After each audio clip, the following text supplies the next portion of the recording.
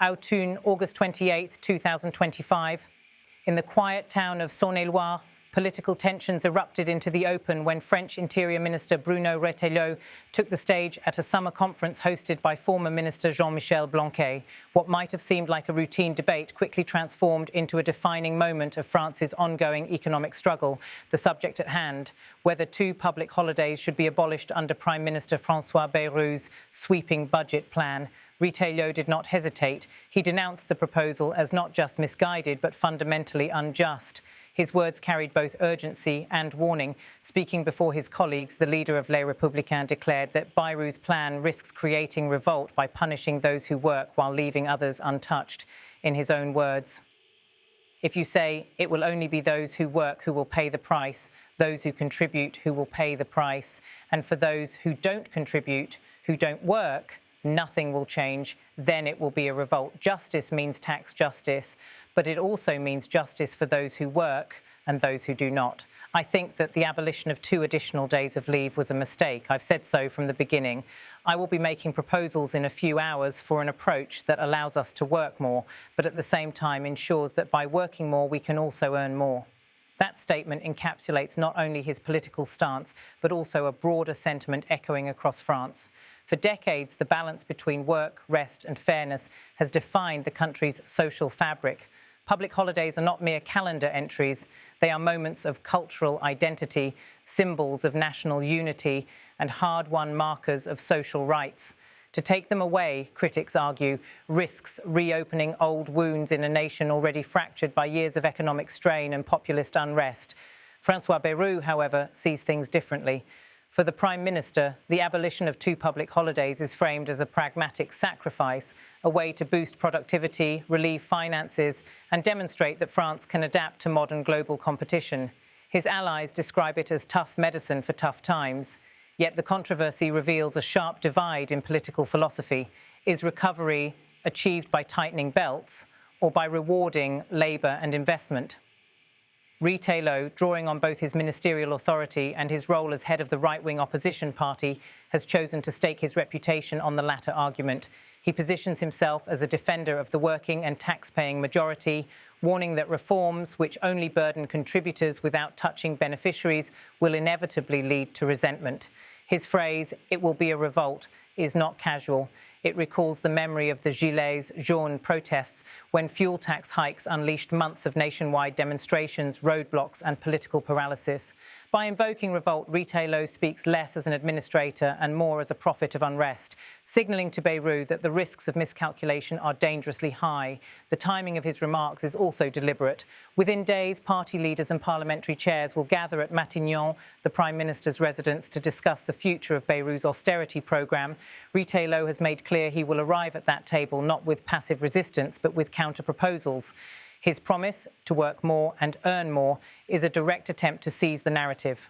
Rather than merely saying no to Bayrou, he presents himself as someone offering an alternative vision, one that ties productivity with tangible reward. Observers at the conference in autumn noted that the audience's response was not lukewarm. Some nodded in agreement, others quietly jotted down his phrasing, aware that it might headline the next day's political coverage. Former Minister Jean-Michel Blanquer, who hosted the event, remained composed, but the undertone was unmistakable. Retailleau had just positioned himself as a central figure in the unfolding clash between government austerity and opposition reformism. Beyond the political theatre, the human dimension looms large. In France, the average worker guards public holidays not merely as leisure, but as part of the national rhythm of life. Bastille Day, All Saints' Day, and others carry historic resonance. To cut even 2 of them strikes many as a betrayal of heritage as much as of labour rights. Retailleau's framing of the decision as a mistake connects with this cultural instinct, allowing him to speak not only as a minister or party leader, but as a voice for tradition. Yet Bayrou's supporters insist the crisis demands sacrifice. France's debt continues to climb, its deficit remains a thorn in European negotiations, and international investors watch closely. 2 lost holidays, they argue, are a small price to pay for long-term stability. The collision of these viewpoints reveals the classic French dilemma: how to reconcile solidarity with competitiveness, identity with efficiency, justice with necessity. As the debate intensifies, the political stakes could not be higher. For Bayrou, success would prove his leadership capable of steering France through austerity without collapsing under pressure. For Retailleau, resistance offers the chance to galvanise discontent, strengthen his party's profile, and perhaps even reshape the right strategy for upcoming elections. Every statement, every soundbite is now ammunition in a larger struggle for France's direction. And for the French people, the consequences will be felt not in speeches or conferences, but in daily life. A lost public holiday means fewer long weekends, less time with family, a smaller break from the grind of work. In a country where quality of life is often prized as much as economic growth, such losses weigh heavily. The debate, then, is not abstract. It is immediate, personal, and deeply political. In autumn today, Bruno Retailleau drew a line in the sand. He signalled that austerity measures targeting workers' rest would not pass unchallenged.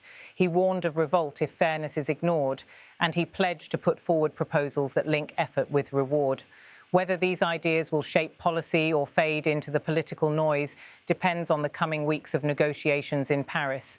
But one thing is certain: the abolition of 2 public holidays has unleashed a storm far greater than its authors perhaps expected. As France prepares for the consultations at Matignon, all eyes will turn to the balance of power within the government, the opposition, and the streets. The echoes of past protests, the weight of tradition, and the urgency of fiscal reform converge on this single question: how much are 2 holidays worth? For Bayrou, they are a line in the budget. For Retailleau, they are a line in the nation's soul. And for the French people, they may soon become the spark of a new political reckoning. This is not the end of the story. It is the opening act. The days ahead will test not only Bayrou's resolve, but Retailleau's ability to rally a nation weary of sacrifice. In autumn, the words were spoken. In Paris, the decisions will be made. And across France, millions will be watching and waiting. On l'a modifié. Si vous dites ce sera seulement ceux qui travaillent qui vont trinquer, ceux qui cotisent qui vont trinquer, et ceux qui ne cotisent pas, qui ne travaillent pas, là on ne bouge rien, ce sera une révolte. La justice, elle est justice fiscale, mais elle est la justice aussi pour ceux et celles qui travaillent et ceux et celles qui ne travaillent pas.